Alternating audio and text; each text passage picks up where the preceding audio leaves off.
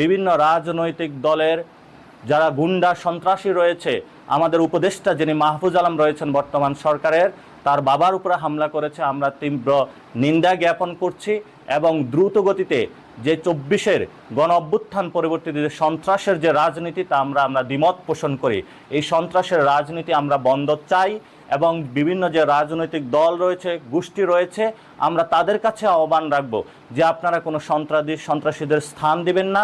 যারা উচ্ছৃঙ্খল, যারা আওয়ামী লীগের সাথে লিয়াজু করে এখনও সমাজে বিশৃঙ্খলা তৈরি করতেছে, আপনারা তাদের থেকে দ্বিমত পোষণ করুন এবং আওয়ামী লীগের প্রশ্নে সবাইকে নিয়ে ঐক্যবদ্ধ হন। এবং আমরা দেখেছিলাম গত কয়েকদিন আগে আমার একটি ফেসবুক স্ট্যাটাসকে কেন্দ্র করে পুরো বাংলাদেশে বিভিন্ন জায়গায় ষড়যন্ত্র চালানোর চেষ্টা করা হয়েছিল।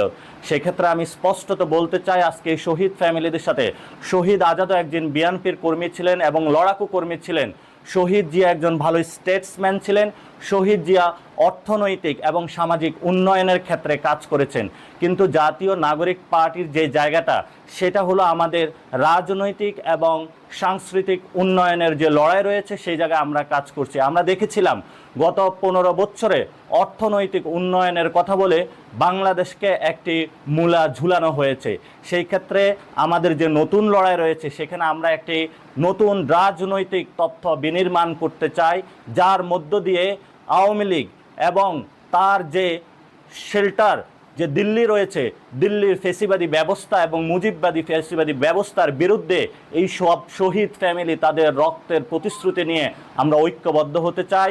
আমরা সেই ক্ষেত্রে বাংলাদেশে সকল পক্ষ গোষ্ঠী ঐক্যবদ্ধ, বিএনপি জামাত সবাই আমরা ঐক্যবদ্ধ। আমাদের একটি শত্রু, সেটি হলো আওয়ামী লীগ এবং দিল্লি। এই দিল্লি এবং আওয়ামী লীগের বিরুদ্ধে আমাদের আন্দোলন চলমান থাকবে, আমাদের যুদ্ধ চলমান থাকবে এবং এই যুদ্ধের যে স্পৃহা, তারা হলো আমাদের এই শহীদ ফ্যামিলি যারা রয়েছেন, এই ফ্যামিলিদের রক্তের শপথ নিয়ে আমরা আজকে প্রতিজ্ঞাবদ্ধ করছি। আওয়ামী লীগ এবং দিল্লির প্রশ্নে বাংলাদেশের মানুষ কোনো আপোষ করবে না। যারাই আপোষ করতে আসবে, তাদের বিরুদ্ধে আমাদের লড়াই চলমান রাখবে।